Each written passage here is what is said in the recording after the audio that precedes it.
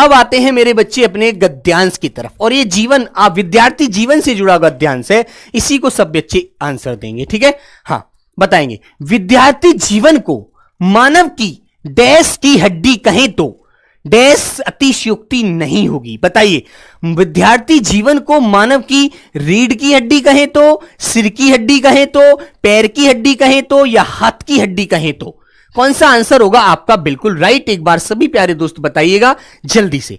चलिए दोस्तों, हाँ एक बार पर्यायवाची की मैराथन। बेटा मैंने आपको बहुत बार बताया है, जब आप पर्यायवाची याद करना सीखें, आप 4-5 पर्यायवाची एक दिन में याद करो, उनको हाथ से लिखो।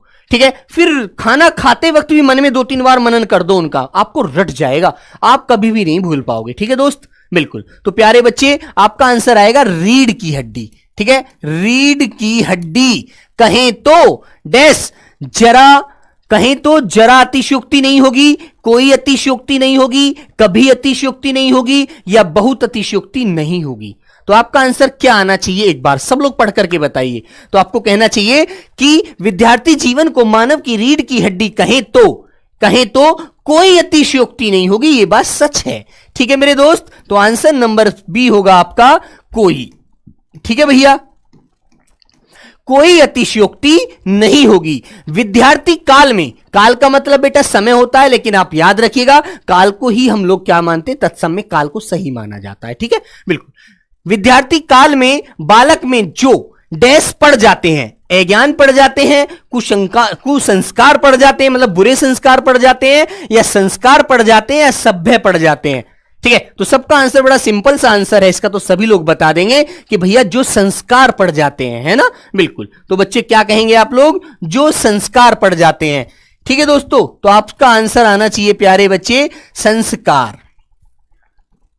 जो संस्कार पड़ जाते हैं, जो उसके अंदर जो भी चीजें वो दिखता है, वो चीजें उनको यूज करता है और उसके अंदर वो चीज भर जाती है पूरी तरह से, जैसा सीख जाता है वो एक प्रकार से, वो मैं कहना चाह रहा हूं, है ना। जैसे संस्कार पड़ जाते हैं, ठीक है, जीवन भर वही संस्कार। और एक प्यारे दोस्त मैंने एक बात और बताई थी आपको, जब भी आप कभी पीछे का विकल्प ना भर पा रहे हो तो उससे आगे चले जाइएगा।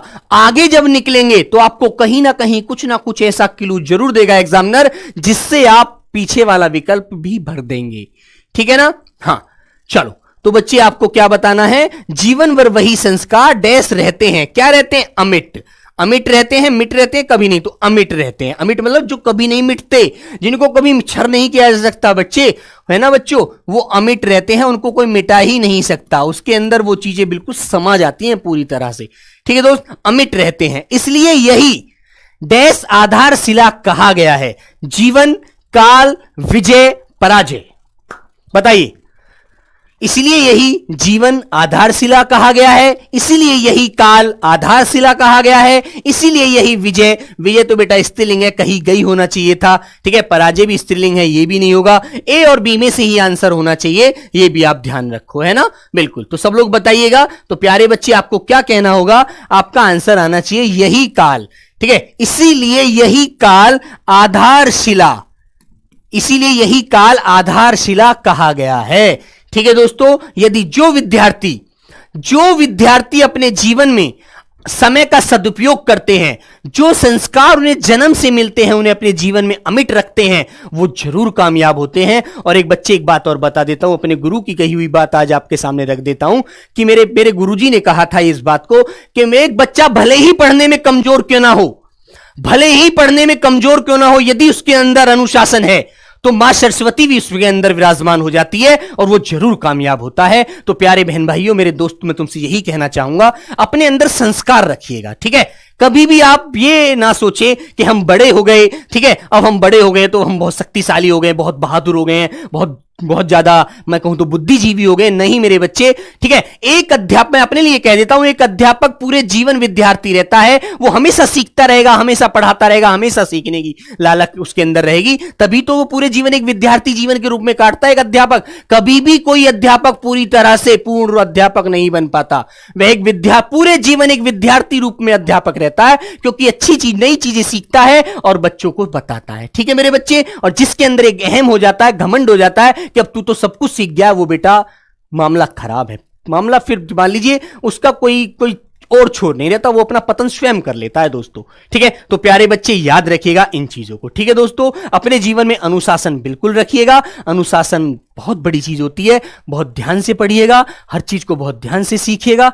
ठीक है, बहुत बढ़िया से। ठीक है मेरे प्यारे बच्चे, तो सभी प्यारे बच्चों को नमस्ते, जय हिंद। ठीक है, आगे वाली क्लास आपकी आएगी बेटा। औद्योगिकरण शुद्धवर्तनी में ऊ नहीं आता, औ आता है। ठीक है, 2 मात्राएं याद रखिए, है ना, ओ याद रखिए, औ आता है। ठीक है दोस्त, औद्योगिक, ठीक है, औद्योगिकरण, औ।